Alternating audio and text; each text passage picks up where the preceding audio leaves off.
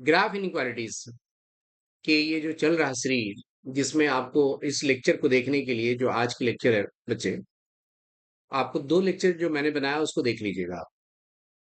आज के लेक्चर में वो ग्राफ इनइक्वालिटी बेस्ड क्वेश्चंस ही है, लेकिन वर्ड प्रॉब्लम्स हैं जिसको आप लीनियर प्रोग्रामिंग भी कहते हैं। लीनियर प्रोग्रामिंग, यहाँ पर जो क्वेश्चन है लीनियर प्रोग्रामिंग वर्ड प्रॉब्लम, उसको आपको पढ़ना है, इक्वेशंस को समझना है कि क्वेश्चन क्या है, और उस क्वेश्चन के अकॉर्डिंग आपको इनइक्वालिटीज बनानी होती है।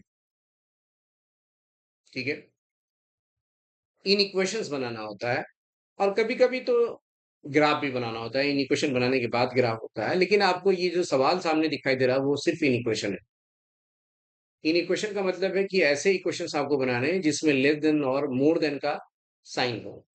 ए dealer has mixes 5760 rupees to invest. एक डीलर के पास 5760 रुपए इन्वेस्ट करने के लिए है इन फैंस, यानी फैन खरीदेगा जिसको एक्स से रिप्रेजेंट कर रहे हैं, एंड सेविंग मशीन, और मशीन खरीदेगा, सेविंग मशीन, सिलाई मशीन, जिसको रिप्रेजेंट कर रहा है ये सवाल वाई से। The cost per unit of fan and saving machine is ₹360 and 240 respectively. Fan की कीमत बेटा ये दिया हुआ है 360 रुपए, और शेविंग मशीन की कीमत जो दे रखी है वो 240 रुपया है पर यूनिट। और आपने एक्स फैन खरीद रखा है, तो एक फैन की कीमत तो 360 रुपये आपके पास है, तो 360 रुपये में एक फैन है, तो एक से मल्टीप्लाई करेंगे तो उसकी कीमत मालूम होगी। अगर आप दो फैन खरीदते हैं तो 360 इंटू टू लिखेंगे आप। अगर आप तीन फैन खरीदते हैं तो थ्री लिखेंगे, लेकिन अगर आप एक्स फैन खरीदते हैं तो 360 इंटू एक्स लिखेंगे, क्योंकि एक्स फैन की संख्या है।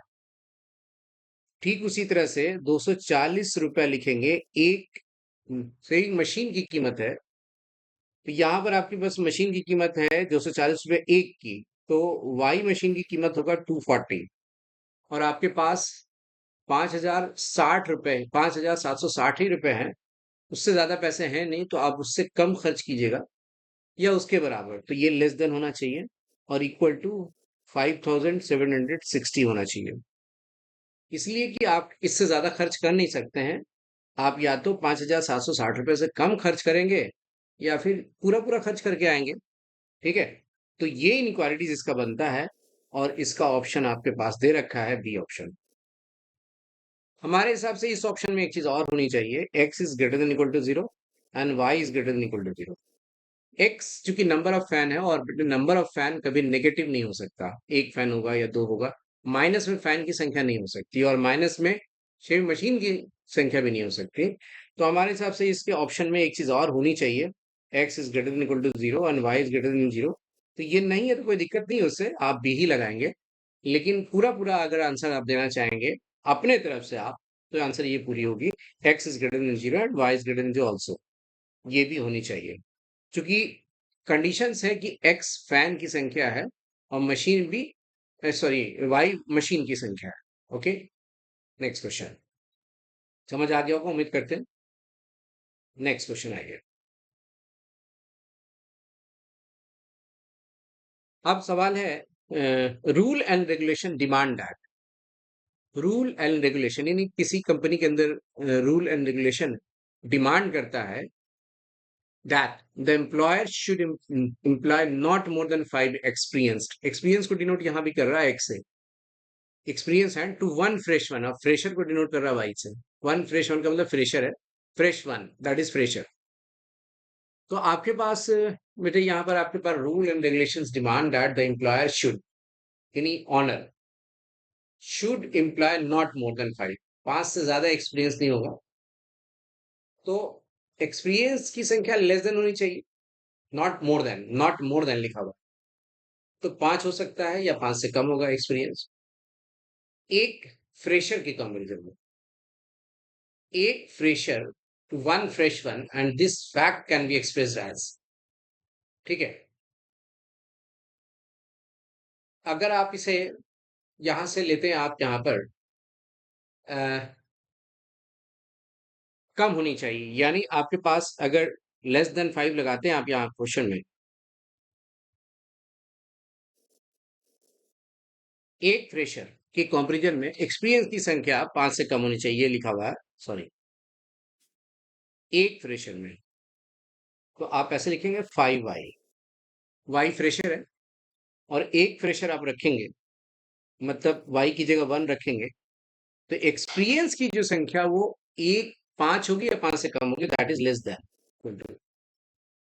तो x आपका एक्सपीरियंस है और लेस देन 5y इसलिए लिखा जा रहा है कि आप जब एक फ्रेशर रखोगे क्वेश्चन के अकॉर्डिंग, तो एक रखोगे यहाँ, तो आपके पास एक्सपीरियंस कितने हो जाएंगे, अगर इक्वल टू लगाते हैं तो 5 हो जाएगा, या 5 होगा या 5 से कम होंगे, not more than 5। Not more than 5 का मतलब है कि 5, यानी 5 और 1 की रेशियो में चलनी है आपको। 5 एक्सपीरियंस, एक फ्रेशर, 10 एक्सपीरियंस, 2 फ्रेशर, ऐसे रेशियो चल रहा है आपको। 15 एक्सपीरियंस, 3 फ्रेशर, ऐसे चल रहा है। तो आप इन इक्वालिटीज को देख लीजिए, आपके पास इन इक्वालिटीज यही होनी चाहिए। x is less than equal to 5y, x is less than equal to 5y, ये देखो यहाँ पर दिया हुआ, आप यहाँ समझेंगे अच्छे से। x is less than equal to 5y, that is 5y is greater than equal to x, और 5y greater than equal to x B option में दिखाई दे रहा। साथ साथ अगर y को नीचे भेज दें हम, तो x अपॉन 5 भी हो जाएगा, नहीं ऑप्शन ए भी हो जाएगा। तो बोथ ए एंड बी लग रहा सी। ओके, फिर से समझ लीजिए आप, x अगर 5y से छोटा है तो 5y x से बड़ा ही होगा ना। a अगर b से छोटा है तो b तो बड़ा ही होगा a से, होगा कि नहीं, ये समझ लो आप। तो हमारे पास ऑप्शन के अकॉर्डिंग आपके पास जो आंसर सॉल्यूशन बन रहा वो ये x is less than equal to, ये लिखेंगे सबसे पहले, इसको आप ग्रेटर देन के रूप में लिख देंगे ताकि ताकि ऑप्शन मिले आपको 5y इज ग्रेटर देन, और 5 को क्रॉस मल्टीप्लाई करके नीचे ले जाते हैं, तब भी आपका आंसर मैच कर जाता है, ए बी और बी भी दोनों। ओके, समझ आ गया होगा उम्मीद करते हैं।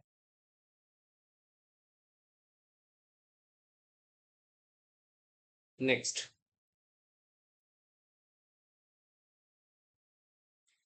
तीसरा क्वेश्चन वर्ड प्रॉब्लम।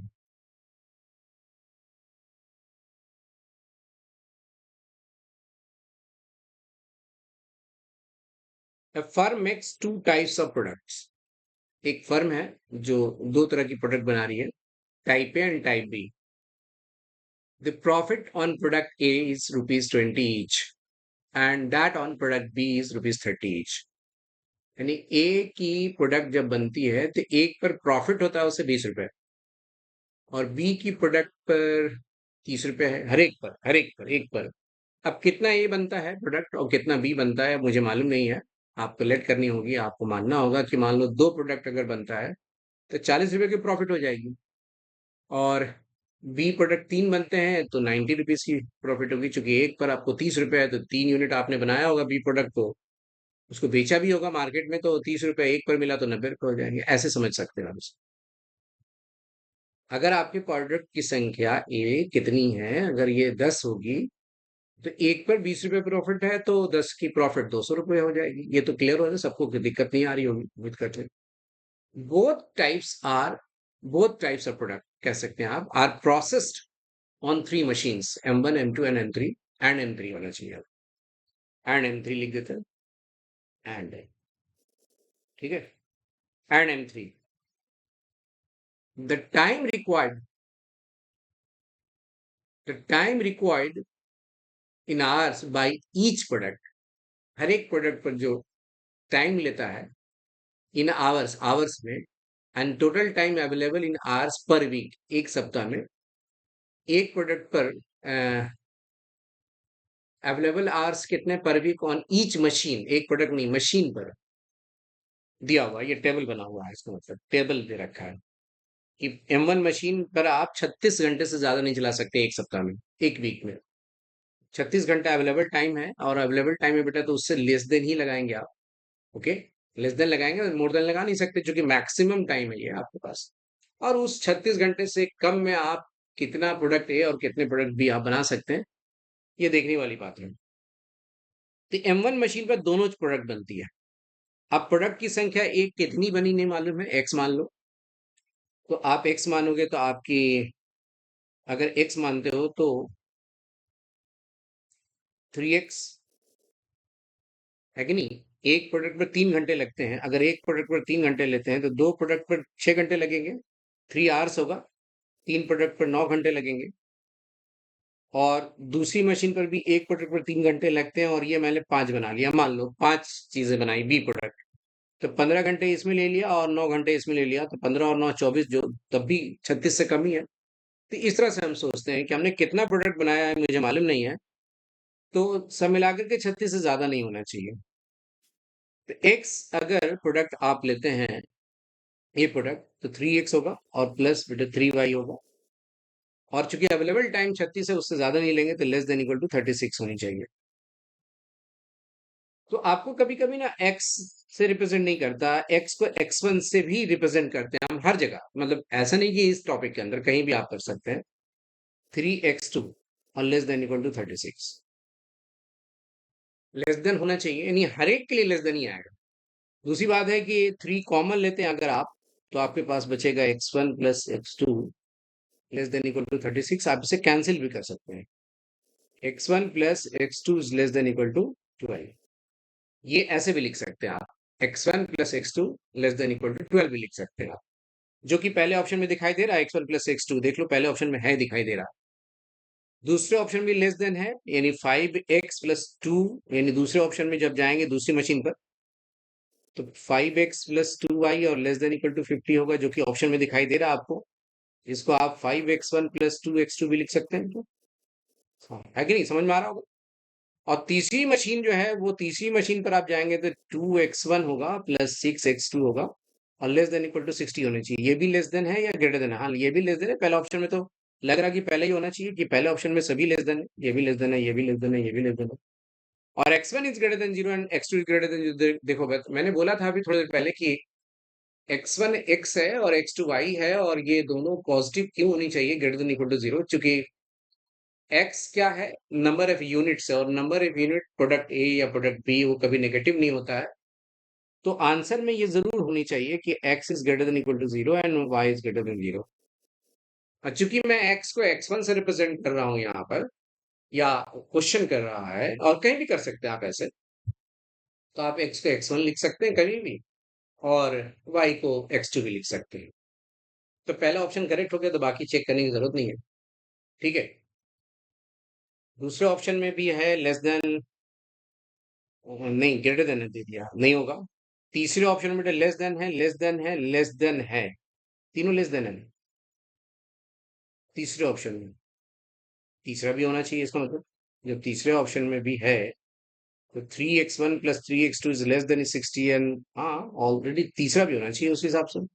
तो दोनों ऑप्शन दे रखा है, तो ऐसा नहीं हो सकता, कहीं मिस्टेक होगा क्वेश्चन में, कोई एक ही हो सकता है आपको। ठीक है, एक कोई ग्रेटर देन होना चाहिए इसमें, तब जाएगा सही ए, और नहीं तो फिर तो ए और सी दोनों हो जाएगा आंसर। ओके, आप कॉमन लेके कैंसिल करेंगे तो यही आ जाएगा ना, 12 ही आ जाएगा। सही है। तो आप बोथ ऑप्शन होना चाहिए, नन ऑफ दीज नहीं होना चाहिए इस क्वेश्चन में।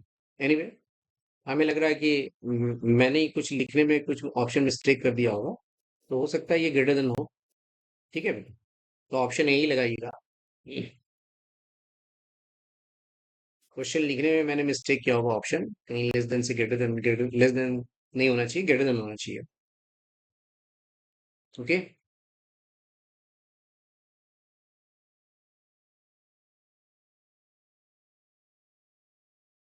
समझ आ गया होगा उम्मीद करते हैं।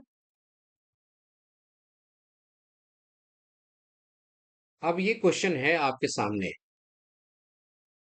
और ये सीए फाउंडेशन मई में भी आया है, मई में ही क्वेश्चन आया आपका सीए फाउंडेशन। आप देखिएगा जाकर के, मई अटेम्प्ट के क्वेश्चन 2025 के क्वेश्चन है ये। On solving the inequalities 6x plus y is greater than equal to 18, x plus 4y is greater than equal to 12, and 2x plus y is greater than equal to 10, which of the following are correct solution? मतलब ये कौन सा solution सही है? On solving the inequalities, inequalities है पहला 6x+y greater than equal to 18, है कि नहीं। दूसरा बेटा क्या है, x प्लस, और तीसरा है x4, ये ग्रेटर देन इक्वल टू 10 है। ऑन सॉल्विंग मतलब वो कह रहा है कि इनइक्वालिटीज का सॉल्यूशन बताओ। तो सभी बच्चे ध्यान देंगे कि इनइक्वालिटीज के सॉल्यूशन जब भी निकालने आता है, निकालने को कहे आपको कहीं भी, ये सीए फाउंडेशन के मई 2025 के क्वेश्चन, और ये मॉड्यूल के अंदर भी क्वेश्चन है, आपको मॉडल के अंदर क्वेश्चन आप देखिएगा मिल जाएगा। जब भी इनइक्वालिटी की सॉल्यूशन मांगता हो तो सबसे पहले आपको ग्राफ बनानी होगी, यानी कॉमन शेडेड रीजन ढूंढना होगा। ग्राफ बनाने के लिए मैंने बताया था पहले लेक्चर आपको देखनी होगी, पहले लेक्चर आप देख लीजिएगा। तो इसमें आप 18 से डिवाइड कर दो, 18 से डिवाइड करेंगे दोनों तरफ ऐसे, इसमें 12 से डिवाइड कर दें, ये 12 बेटा, ये 12 है, ये 12 है, और इसमें 10 से डिवाइड कर दें दोनों तरफ। ऐसा करने से क्या होगा कि आपको मिल जाएगा x/3, एक minute, x/3 plus y/18 greater than equal to 1। दूसरा आ जाएगा x/12 y/3, चूंकि कैंसिल करना है इसे, ग्रेटर देन इक्वल टू 1। तीसरा आ जाएगा x/5, यही ठीक है, और y/10 है, ग्रेटर देन इक्वल टू 1 है। इससे पता चल रहा है कि आपके पास x/3 का मतलब क्या हुआ कि x एक्सिस पर 3 पर कट करेगा और y एक्सिस पर 18 पर। तो y के लिए 18 बहुत बड़ा नंबर है, y पर 18 पर वो भी पॉजिटिव साइड जाके कट करना, और यहाँ 3 है y की, एक 3 है y, मतलब y की मैक्सिमम वैल्यू जो देखना है वो 18 है, और x की मैक्सिमम वैल्यू शायद 12 है। तो आप ऐसे बना लें, यहाँ ग्राफ देख लीजिए आपको समझ आ जाएगा। ये मान लेते हैं 18 y का, यहाँ तक मैक्सिमम ले लेते हैं, अंदाजा ले लिया, और x की वैल्यू 3 है, यहाँ ले लेते हैं 3, एक लाइन ऐसे बना देते हैं। This is the first equation, ये ओरिजिन है, ओके। दूसरे बेटे x की वैल्यू 12 है, तो 12 है, तो ये आप 3 पर कट कर रहे हैं, तो 12 तो आगे ही होगा ना। ये x की बाई 12 मतलब 12 पर कट के, और y 3 है, तो y 3 यहाँ होगा। दूसरा लाइन ऐसे जा रहा है, ये 12 है, ये आपका 3 था शायद, तो 0 3 हो गया, है कि नहीं, ये 3 0 है, ये कहाँ था, 0 18 था, और यहाँ कट कर रहा है, तो इससे लिखेंगे 12 और 0।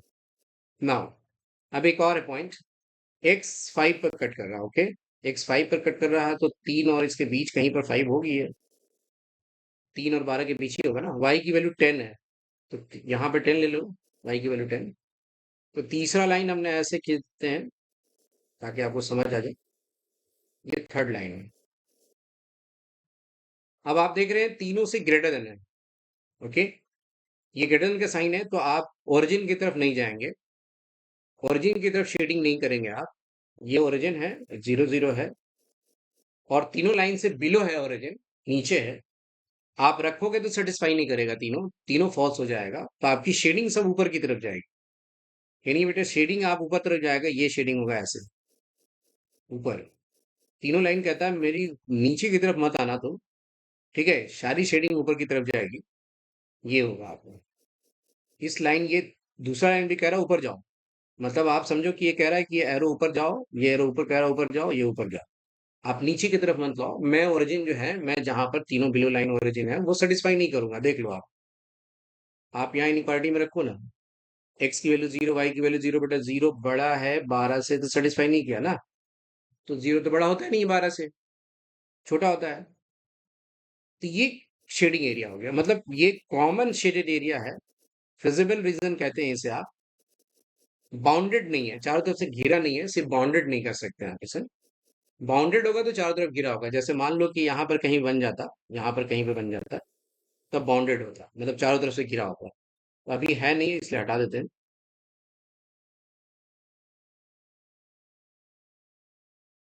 ओके। अब ये कॉमन शेडेड एरिया आने के बाद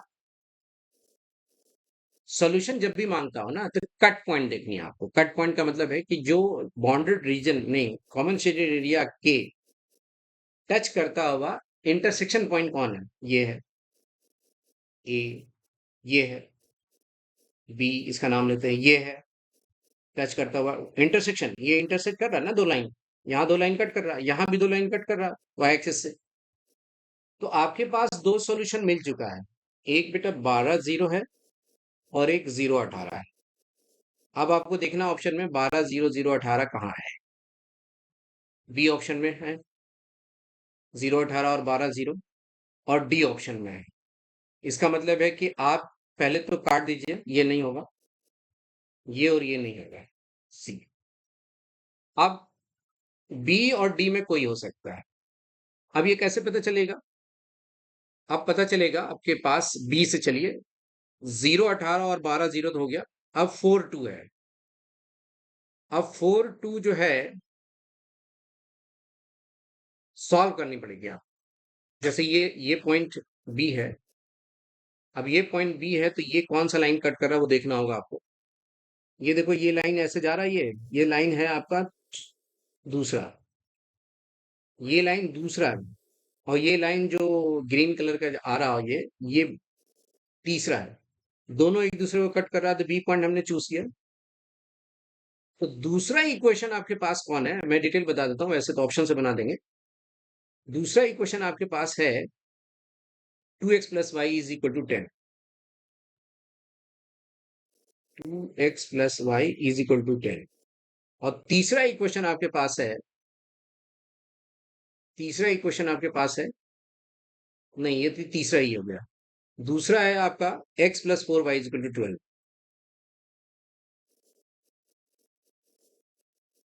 आपको ग्रेटर देन लेस देन नहीं लेनी है सॉल्व करने के लिए।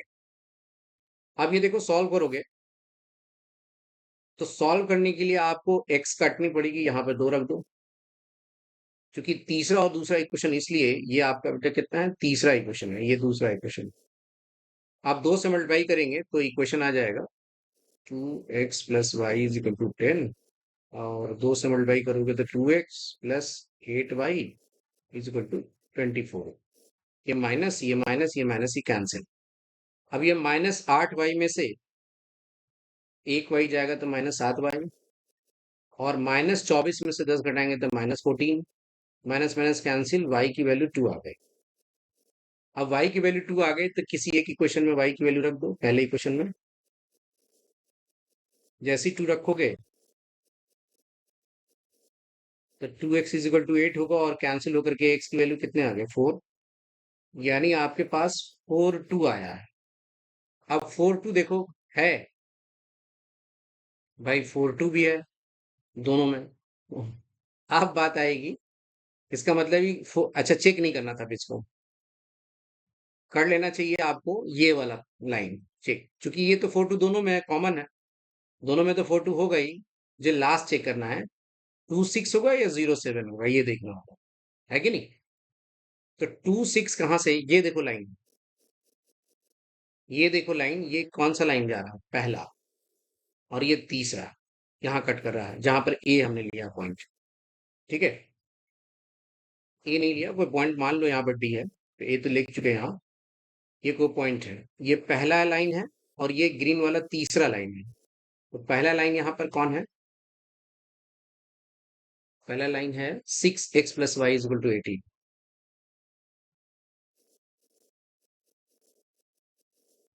और तीसरा लाइन बेटा कौन है, 2x+y।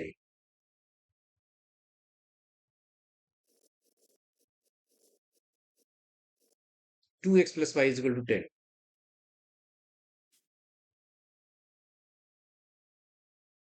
ओके, तीसरा लाइन यही है। अब दोनों इक्वेशन को सॉल्व करना आसान है, माइनस माइनस माइनस कर दो, ये कैंसिल हो गया। ये 4x है, ये 8 है, x की वैल्यू 2 आ गई। अब x की वैल्यू 2 आ गई तो दूसरे निकालने की जरूरत नहीं है, तो ऑप्शन हो गया डी। ओके, तो ये डिटेल समझाया हमने कि जब भी आपको ग्राफ इनइक्वालिटीज को सोल्यूशन मांगता हो आपसे सवाल, तो आप सबसे पहले शेडिंग करेंगे कॉमन, जैसे करते आए हैं। शेडिंग करके देखिएगा कट पॉइंट जो इंटरसेक्शन पॉइंट है, ये पॉइंट, ये पॉइंट, ये पॉइंट और ये पॉइंट। अब दो पॉइंट तो आसानी से मिल गया, 0, 18, 12, 0। बाकी दो पॉइंट ये दोनों, ठीक है। अब ये देखिए ये कौन कौन कट कर रहा है, ये तीसरा लाइन और ये दूसरा लाइन, यानी तीसरा दूसरा पर आपको पॉइंट रखना है 4, 2। 4, 2 रख के देखिए, सेटिस्फाई कर जाएगा तो ठीक है। अब फिर 2, 6 रखिए आप इस पर, ए पर, यानी पहला लाइन पर और तीसरे लाइन पर, यहाँ सेटिस्फाई कर गया तो ठीक है। और सेटिस्फाई कई बार इक्वेशन आप पढ़ते हैं, है कि नहीं। तो ये एक बार, पहली बार ऐसा क्वेश्चन दिया जहां पर आपको इनइक्वालिटी की सॉल्यूशन मांग रहा है, जबकि एडिशन में आप जब ऐसे मॉडल पढ़ते हो तो एडिशन में ये क्वेश्चन दे रखा है, दो क्वेश्चन दे रखा है। तो कभी कभी कोई क्वेश्चन नहीं आता है तो उसको जरूर पढ़ना चाहिए, क्योंकि बहुत बार पेपर हुआ और अभी तक वो क्वेश्चन नहीं आया है, तो वो इंपॉर्टेंट हो गया हमेशा के लिए, है कि नहीं। ओके। तो आज की लेक्चर ग्राफ इनइक्वालिटीज पर वर्ड प्रॉब्लम आप समझेंगे। कमेंट बॉक्स में लिख दें अगर आपके पास, आपको लग रही कि रिक्वायरमेंट की सर और क्लासेस इसके होनी चाहिए, तो मैं और बता दूंगा। अपने जो यूट्यूब चैनल है उसमें कमेंट में लिखिए क्लासेस और होनी चाहिए। लाइक करें, अपने दोस्तों को बताएं, शेयर करें, इंपॉर्टेंट क्लासेस है कि नहीं। सब्सक्राइब करने की कोशिश करें, अपने दोस्तों को बोलिए। और ये क्लासेस वेरी इंपॉर्टेंट होने वाला है आपके लिए, बहुत ही important. Okay. Thank you. Thank you everyone.